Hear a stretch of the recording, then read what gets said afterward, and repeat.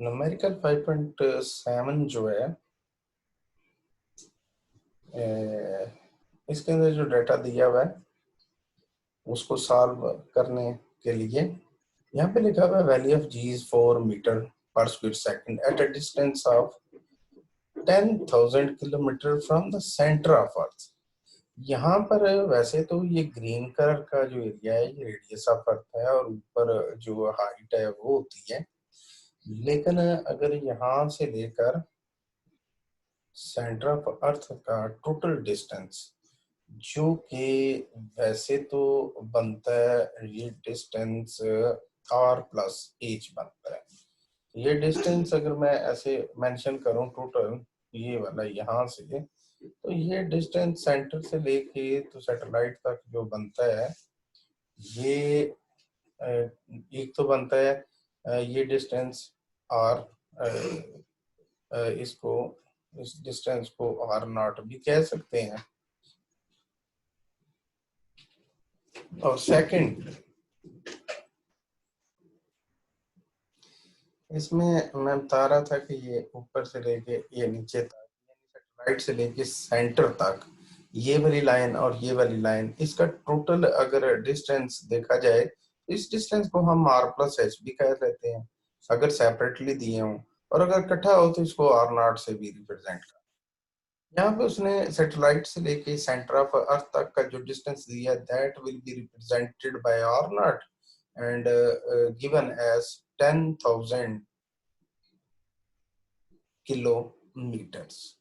10,000 kilometres का है तो इसमें 10,000 को तो हम 10 पावर 4 लिख सकते हैं और साथ में किलो को चेंज करके 10 पावर 3 लिख देते हैं और 10 power 7 metre is the total distance from satellite to centre of earth. और हमें यहाँ पर वैल्यू ऑफ जी जो है ना एट सैटेलाइट जो है दैट इज प्रोवाइडेड और वैल्यू जो है वो दी हुई है 4 ms minus 2 and we have to calculate the mass of earth by using these values. We know that gh is equal to gm r plus h whole square, ये भी formula इस्तेमाल होता है और gm over r not square ये formula हम इस्तेमाल करेंगे क्योंकि इसमें से ये वाला वैल्यू क्योंकि r और h की वैल्यूज अलग-अलग नहीं दी, लिहाजा ये बीच में से स्टेप हम कैंसिल कर दें। अब अगर हमारे पास gh is equal to just रह गया gm over r not square और हमने ये इस न्यूमेरिकल के अंदर जो चीज कैलकुलेट करनी है वो है मैस ऑफ अर्थ, ये वाला जिसको मैंने सर्कुलेट करना। तो r स्क्वायर जो है दूसरी साइड पे जो है जाकर gh into r not square हो गया और g जो मास के साथ मल्टीप्लाई हो रहा था it will be divided on the other side और ये वैल्यू ऑफ g होगी और ये इज इक्वल टू मैस होगी। अगर यहाँ पर मैस जो है उसके लिए वैल्यूज लगाना चाहें तो फर्स्ट ऑफ ऑल यहाँ पे gh की value that is 4 ms minus 2, फिर जो रेडियस ऑफ द सैटेलाइट है r नॉट जो उस r स्क्वायर है उसकी जगह पे लिख देते हैं 10 power 7 metre whole square divided bye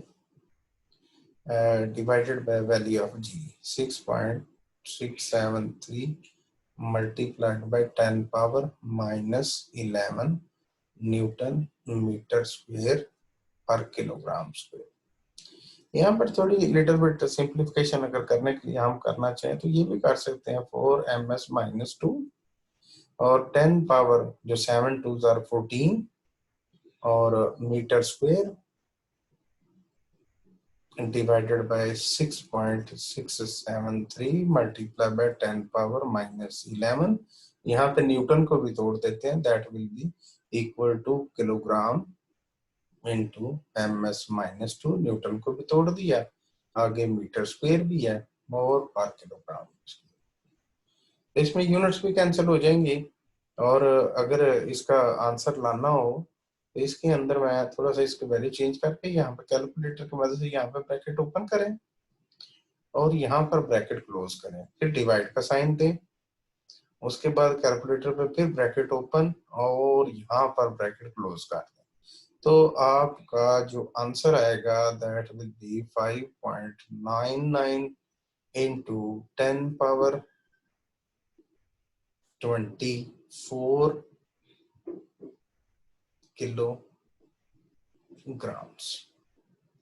ये हमारा सॉल्यूशन हो जाएगा इस न्यूमेरिकल।